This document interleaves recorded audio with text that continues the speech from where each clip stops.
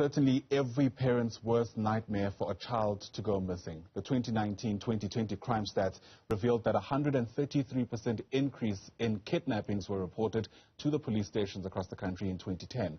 According to data from Missing Children South Africa, apparently about 77% of missing children are eventually found. The rest are never found, sadly. They're never traced or even are found, sometimes deceased. Missing Children South Africa has been assisting the police in all missing cases. The national coordinator is Bianca Van Aswegen. She joins us now via our video link to share, I guess, her thoughts around what you can do if you find yourself in a situation where you have a child missing. Bianca, thanks very much for your time, and it's great to have you on the program, albeit on these trying circumstances. Perhaps at the start, help us put that figure into perspective, that 77%, which I understand is the figure representing the children who are eventually found. Of course, we'd want it at 100%, but what do you read into that figure as it stands? Yes, unfortunately, those statistics are only the cases that get reported to our organization.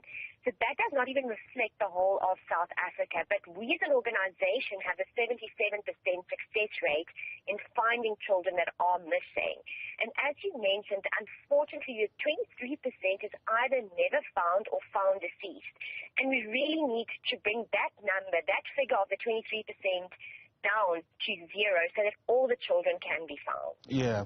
And, you know, I guess the Moti Brothers has really put into sharp focus even just the plight of children in our country. Given the work that you do, are you finding that there is some kind of uptick in child kidnappings, especially in South Africa? Yes, every year we actually see an increase of children going missing. And kidnappings have also been on the increase in the last, I would say, 2 to 3 years. It's become quite prominent, but we need to understand that kidnappings also happen for various reasons. So we've got kidnappings that happen, parental abductions, we've got opportunistic kidnappings that happen, then we've got kidnappings for ransom demands that happen, and then also human trafficking that has escalated, especially during COVID. Sure. For caregivers watching, I imagine, like I said at the beginning of our discussion, it's their worst nightmare to imagine a child under their care going missing for whatever reason. But speak to us about what the best thing to do in that circumstance, taking into consideration, of course, the anxiety, the fear, the rush that any guardian might be going through after realizing that their child is missing. Yes, it's the worst feeling for a parent when a child has gone missing. But people need to, in that situation, try and keep calm and do the right thing immediately.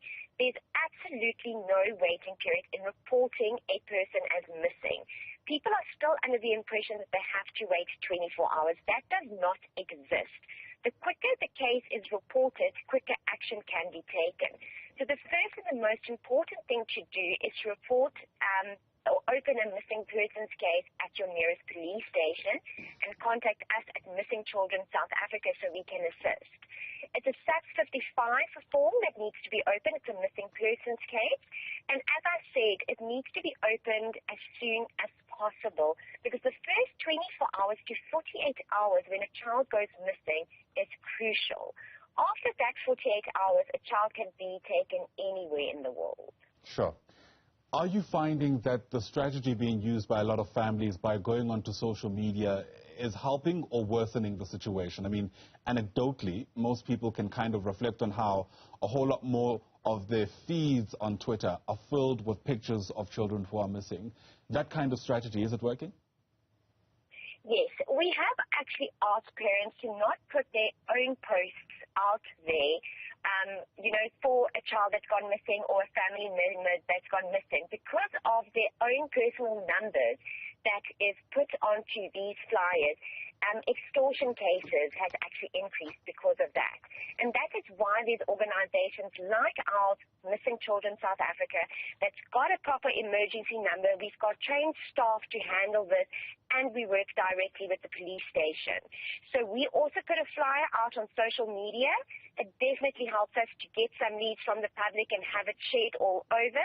But we do ask families to not put out their own flyers because they can get extorted because of doing this. Sure. In cases where children are missing not because of kidnappings, what typically are the reasons behind why they go missing to begin with? We've got a lot of children that actually run away from home, but people tend to think a child that runs away from home is just being naughty. That's not always the case. We've got children that are abused, that are bullied at school, and that is the reason why they run away from home. So we need to be very vigilant on changes in our children's behavior and notice what is going on with them, especially so they do not run away, because they do put themselves in harm's way being out on the street. Yeah. Then we've also got very young children that sometimes wander off and get lost, as well as our mentally challenged children that tend on wandering off and getting lost. Sure. And we've also seen different interventions, for lack of a better term. One of them I've come across, I'm not sure if you know of it, is this kind of hand signal that some children might make on platforms like Twitter to indicate that they're in danger, that they're abducted, I beg your pardon. That kind of strategy, again, keeping into consideration that it's also open to the perpetrators. Does something like that work? Yes, I would suggest that it not be put on TikTok or on social media, but it's something that could really actually save a child's life, especially, for instance, in a public place, in a shopping mall, and especially now coming to festive season time, at school holidays in December. Our beaches are crowded, our shopping malls are going to be busy. We need to teach our children that hand signal, and it's actually linked, was actually created through a human trafficking organization for people to spot if a child's in a situation where they need help, where the hand signal came in. And it's only lifting up your hand, putting your thumb in your palm and closing your hand.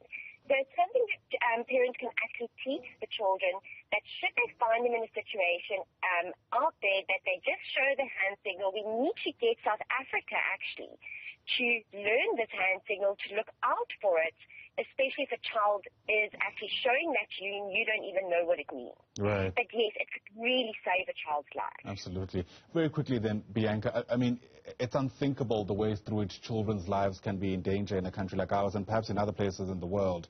Is there anything at all that guardians can do to better protect their children, keeping in mind that, for crying out loud, the Moti brothers were on their way to school with a designated driver when they were snatched?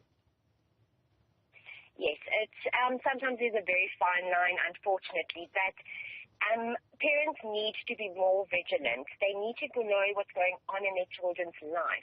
They need to educate themselves on child safety. Not only parents, but communities, the whole of South Africa. I mean, our children are our future. If we don't keep them safe now, there will be no future for them. So there's wonderful safety tips on our website available. It's www.missingchildren.org.za. We've got some great safety tips for children, for parents, and holiday safety tips. So parents are more than welcome to go look at the safety tips, educate themselves, educate our children from a young age on how to keep themselves safe and what to do if they find themselves in an emergency situation. Bianca Van Aswegen, thanks very much indeed for speaking to us. Really appreciate your insights on this crucial issue. Bianca is the National Coordinator for Missing Children South Africa.